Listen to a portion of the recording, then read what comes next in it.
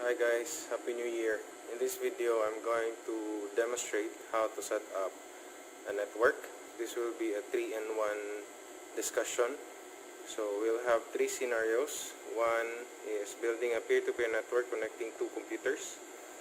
So I will show you how to set up a network of two computers. What are the things that you need.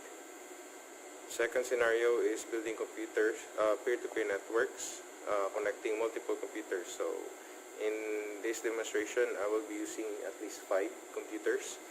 And then last is we will be integrating an internet connection to a network. So other topics to be covered is the comparison between static and dynamic IP configuration, using other different network utilities or tools such as ipconfig, ping, etc. And also I will be covering some pointers on checking, monitoring, and troubleshooting your local area network and internet. So to start with the first scenario, building a peer-to-peer network connecting two computers. In this setup, we will be needing crossover cable because we will be connecting two similar devices. So how can you tell a crossover cable from a straight through cable? So the crossover cable has or utilizes both wiring schemes, the T568A and T568B wiring schemes in a single cable. So meaning T568A sa other end, T568B sa other end. So di sila pareha og configuration sa duha ka tumoy. So this is A, this is B. So right now, so the first step is to connect two computers using the cable. So at the back of the computer, you have to locate the Ethernet port that matches the connector.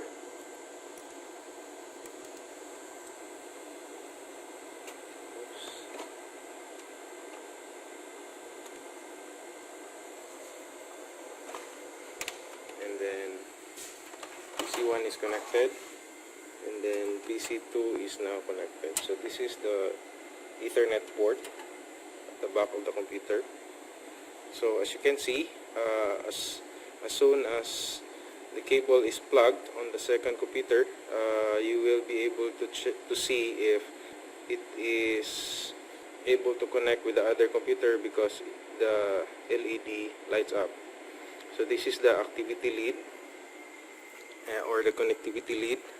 At the same time, on the notification area, you will be able to see a network icon that is disconnected. So na siya X. So the moment you plug the computers with the cable, the X mark will be removed. So at this moment, the status of this network right now is identifying network. So it is trying to check what kind of network it is connected to. So for now, we will tell the computer what to do. So the first step is done. We have provided the computer with the connection, the physical connection with using the crossover cable. So right now we need to configure the computer with the logical connection, which is the IP address. So I'm using Windows 7 right now. So first thing is you have to go to Start and then Control Panel, and then under Control Panel locate the Network and Sharing Center. So Network and Sharing Center, and then on the upper left portion, just look for the Change Adapter Settings. And in this computer, I have installed a virtual machine, so I have 2 additional adapters, so just don't mind it. Let's proceed to local area connection, and then select properties. So right click, select properties, and then look for Internet Protocol version 4 or IPv4. click on properties, and we have to provide a static IP address for this machine because we do not have a DHCP server. So I will be using a Type-C IP address, so 192.168. So when configuring IP address, you always remember that there is a specific IP or a specific set of IPs that is provided for private use. So always mind that you are only allowed to use the private IPs. So this is the Type-C private IP. So I will be using, let's say, 1.1. So my network ID is 192.168.1. A host ID is 1. So the moment I click on the subnet mask, it detects that this is a Type-C IP address. So it will automatically provide the default subnet mask for Type-C. Unless you intend to use a subnet or a special subnet mask, then you have to change the subnet mask value. Okay, so for this setup, IP address and subnet mask is enough for this setup to make it work. So let's click OK and then close. And as I have discussed in the previous video, you have to make it a habit to confirm your configuration. So we'll check it using the command prompt and then type in ipconfig. So I have configured earlier this machine with 192.168.1.1. Okay, so it is confirmed. Then we'll proceed to the next computer. Earlier on the other computer, I used the start menu and then control panel, the network and sharing center. The other way of going there is to right click on the LAN icon or local area network icon and then select open network and sharing center.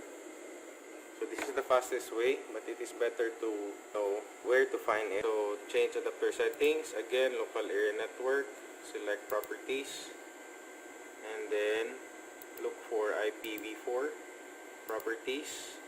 So I have used 192.168.1 network, and the ID of the other PC is .1.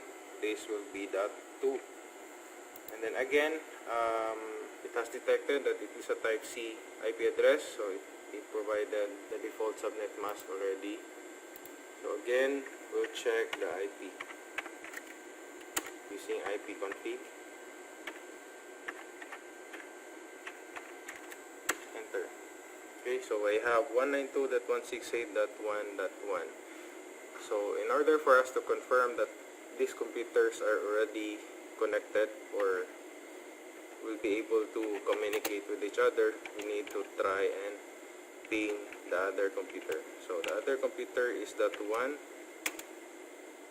So right now I'm receiving a reply from 192.168.1. So basically 2 is able to communicate with 1. Let's do it with .1. 68.1.1. Enter. So I also have a reply. So that's it. So we have a successful network. With this, we will be able to share files, share resources, and other etc. So if and when you will not be able to do the ping, you just go to control panel, then look for Windows Firewall, and then look for allow program or feature through Windows Firewall, and then look for file and printer sharing. So you have to make sure that this is checked under home or public, home or private or public network. So meaning this is an exception. If you allow this, firewall will allow any transactions that comes from this protocol, file and printer sharing. Okay, so if ever I'll try to disable this and then apply, when I re-ping this, I will not be able to communicate with that one, because that one is blocking file and printer sharing communications from any computers. So you have to make sure that that is allowed. Also, if you turn off the firewall, it can also solve the problem, but it is not always advisable to turn off the firewall, because you will not have security on your system. So I think that's it for the peer-to-peer. So as long as you get to ping the IP, we'll try to share files. So on the Explorer, you just click on the network. So as you can see, there is one computer here. So if we try to check who is Kasuna, so we'll just try to command ipconfig /space/all, and then look for this computer's name, so Kasuna. So I'm only seeing one computer in the network, so there is a problem. Settle on the other computer. So what could be the problem? We go back to network and sharing, and then click on change advanced sharing settings. Under the network discovery, the network discovery is turned off. That's why we are not seeing the other computer on the other PC. So just turn it on, and then we'll try to refresh. Also, we'll check turn on discovery. Okay. Refresh. Okay, back here. Home and work. Okay, so let's turn it on. Network discovery. Then I have already configured the other computer with the appropriate settings, but the problem is computer's operating system is currently expired. So there are feature of this operating system is currently limited. So we will use the other method of connecting to another computer is by using the run command. So using the run, so all you need is to use the \, and then type in the IP address of the computer you want to connect to. So this is the .1.1, so we will connect to the .1.2. So these are the computers that are currently shared on the other computer. So how these folders are shared on the other computer. So how to share a folder, I will do that in the other computer. So I'll open the computer, and then I'll try to make a folder here. Oops, it's limited. Documents. So I'll name the computer as shared. So in networking, you cannot share a file. You can only share a folder. So just share a folder and then put the file you want to share. So just right click on the folder you want to share, and then click on properties. And then under the sharing tab, just click on advanced sharing, and then click on share this folder, and then you can change the name of the folder, the share folder name, and then apply. Okay, close. So if for example I would like to share this file, this one, Rico copy, drag it to the shared folder. So right now the shared folder has a Ric01 copy file. So we'll check it here. So just refresh this to update the view. So right now there is a shared folder, new folder, named shared. When we open the folder, this is Ric01-copy file. So I can open this file. I can make modifications of this file. Also I can delete it. So the problem with sharing is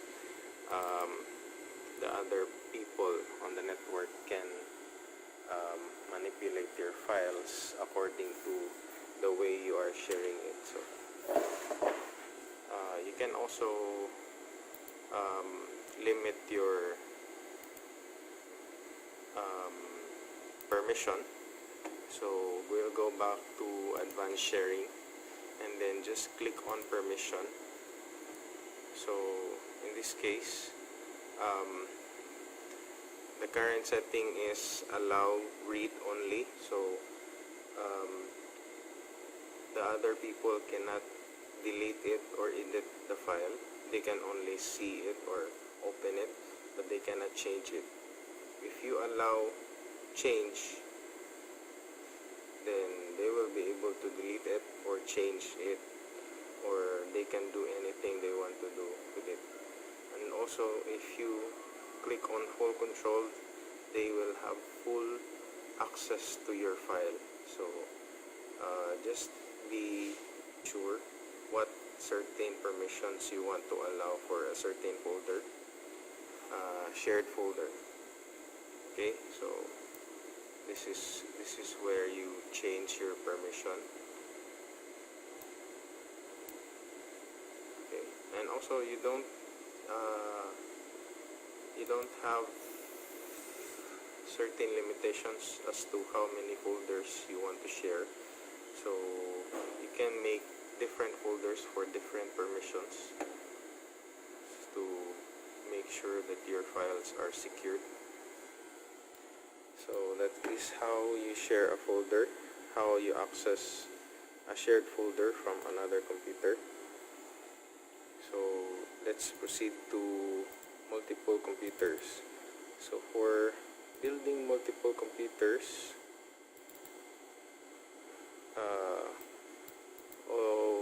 we need additional device such as a network switch to manage the multiple connections. So from the previous scenario, we use single cable, crossover cable. So we need to replace this single cable with 5 straight through cables. So 5 straight through. So I already connected the 3 computers to the network. So I'll just add the other 2.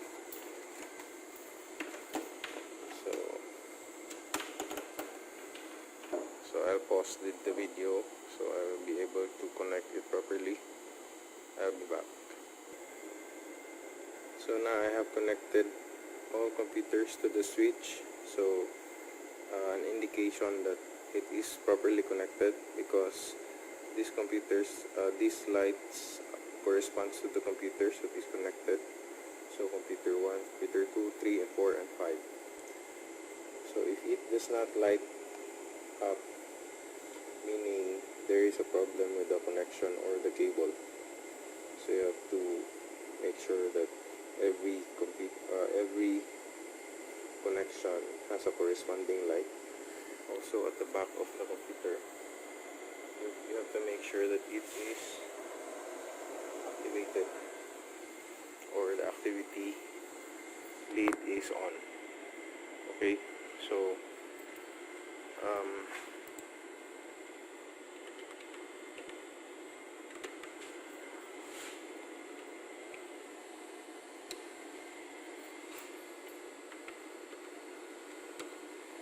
So this time, I will be changing the IP address to match with the other three. So I've already configured the other three with IP address. So let's just reconfigure this computer.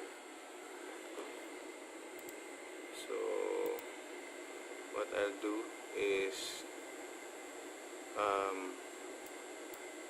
the network ID that is used by the other computer is 254. So I'll change it to 254. And there is a gateway because I am already connecting the internet source. So the IP address of the gateway is the IP address of the internet source. That one. So that is the IP address of the LTE router. So also in the preferred DNS server, I will be using the same IP address of the gateway to allow this computer to have internet connection. So okay, then okay. So we'll check again. Oops. Connect to work. So CMD. Then we'll try to check the IP address. ipconfig. So we have 192.168.254.2. So for the other computer, we change the IP address to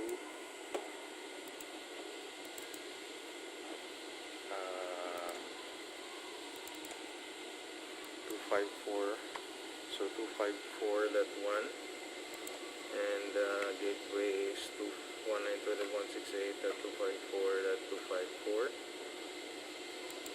Then for the DNS, 192.168.254.254. Okay, and then okay.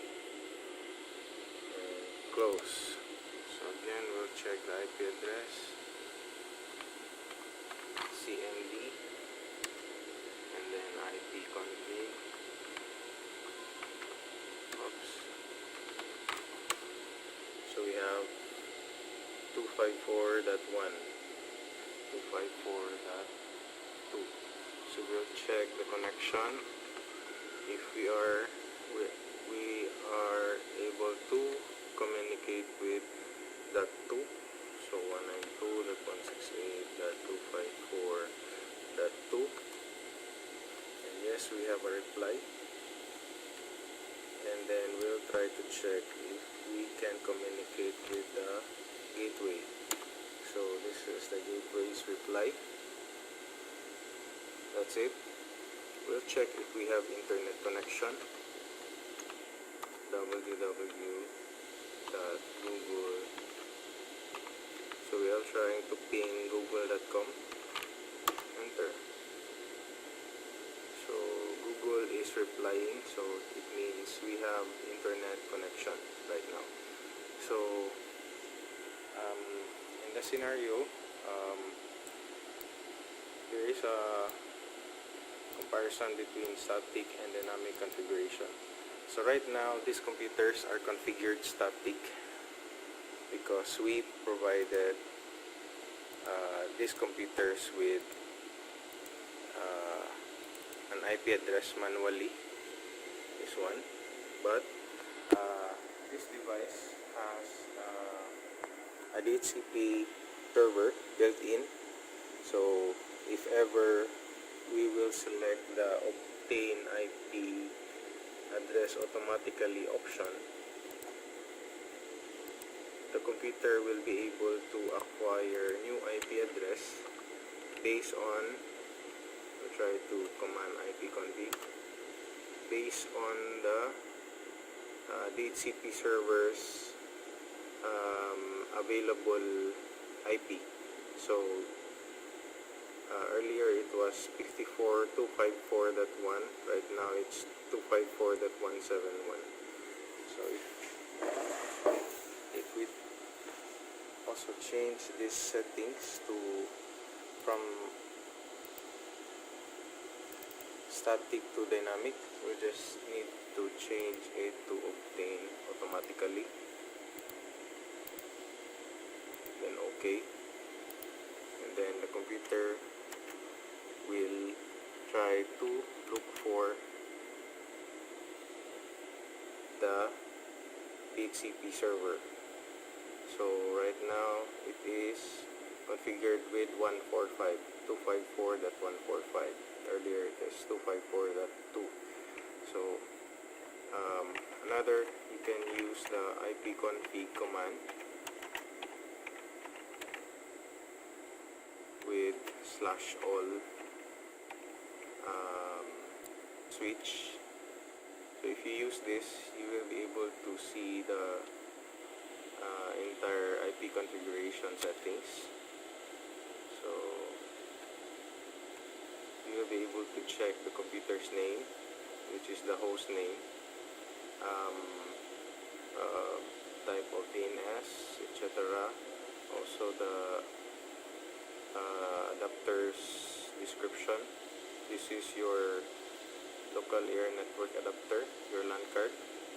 This is the brand, this is the model, this is the MAC address, physical address. It states here that if the type of configuration, it is DHCP enabled, yes, so meaning the IP address 192.168.254.145 is provided by a DHCP server. Then auto configuration enabled, yes, so it is set to auto configuration. The difference between static and dynamic is that static is manually configured, so most of these settings will not appear, especially the least obtain and least expires option, because it is only applicable to DHCP setup. So least obtain meaning the time that the IP address 254.145 was assigned to this computer, and it will expire on the next day. So meaning it has a 24-hour leasing scheme. So default gateway is 254.254. DHCP server and DNS server is the same. So that is one device. So that is the IP address of that device. I think you're already familiar with that because you are provided with connectivity kits. Okay, so the problem with DHCP is that you cannot control what IP address will be assigned to a specific computer. But in terms of quantity, it is the best option for networks bigger than 100 or 50 workstations, because it will be easier to distribute IP addresses. Okay, so the same with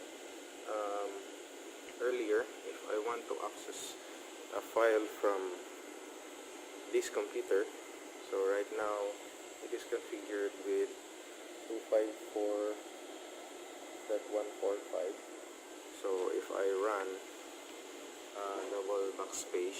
double backslash, then the IP address 168.254.145,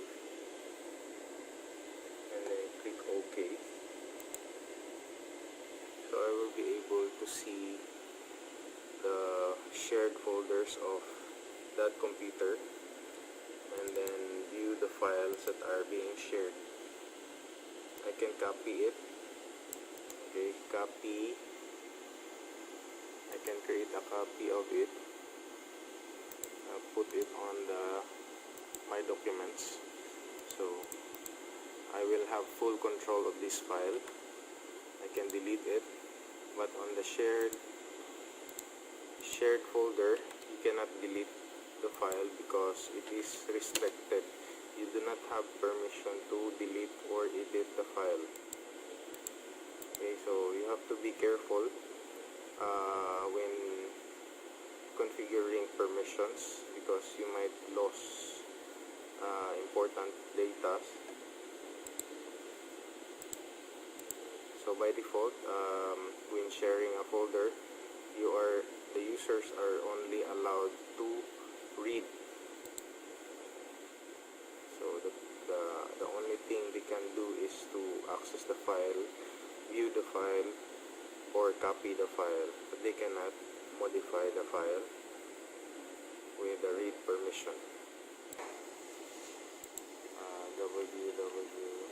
There's an internet, google.com, facebook.com. So there's an internet connection, but it is very slow. So we'll go back to the scenarios and monitoring. Like I said, if you want to monitor your network, you can do ping. Okay, for example, I will try to ping the other computer 168.254.145. You can use the -T option to continuously ping the other computer until you tell it to stop. So normally these computers are on the same location, so normally you should not receive a request timeout over this, or else there's a problem with the connection, probably the cable. There is a problem with the cable. Also, you try to check on the time.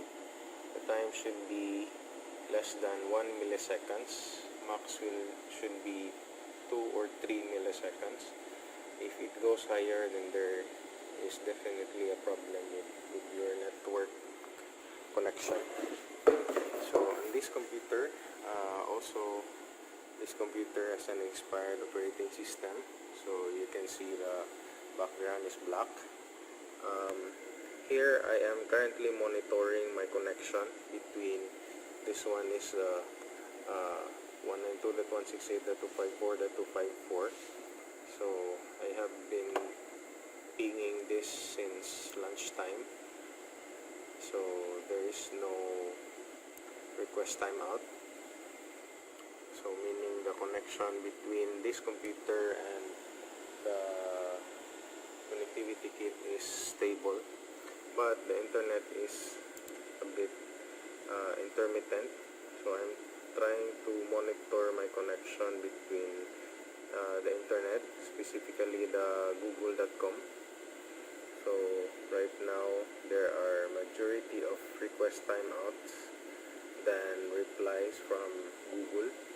So in the fifth computer, the same status with the connectivity with the router, but the internet connection with facebook.com is also intermittent.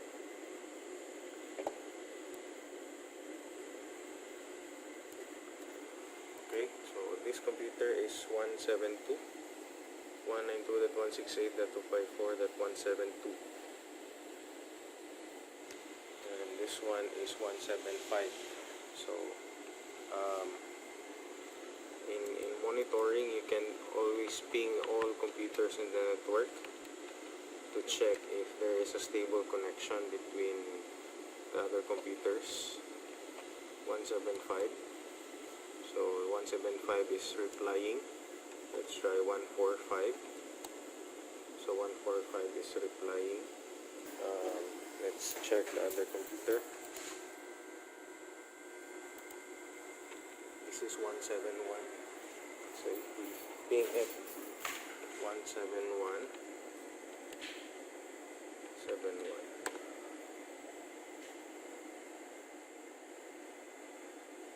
And there is a problem with 175 and 171.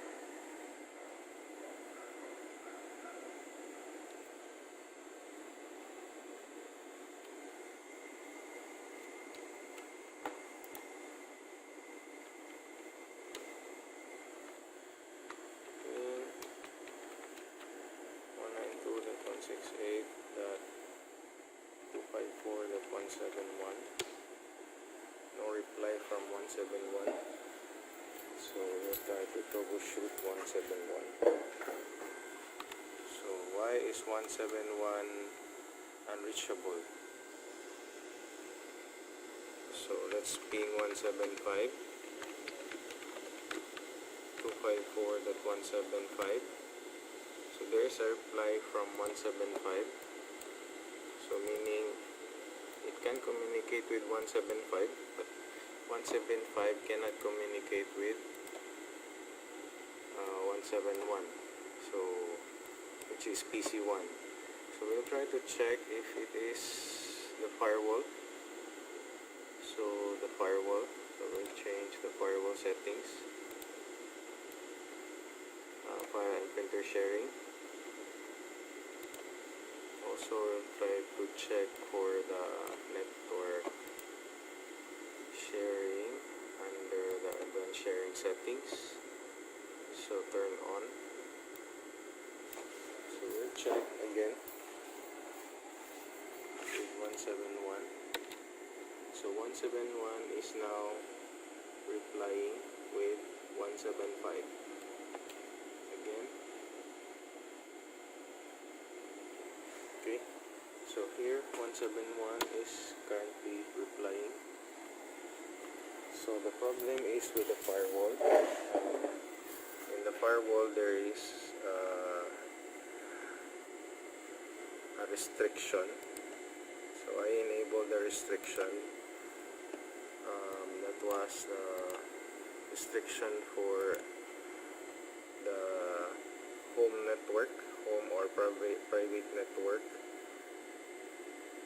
under the file and printer sharing. So I just enabled it and then apply. So they were able to check. So that is how you troubleshoot. In terms of connectivity, physical connectivity, you can always refer to the switch, because the switch will always tell you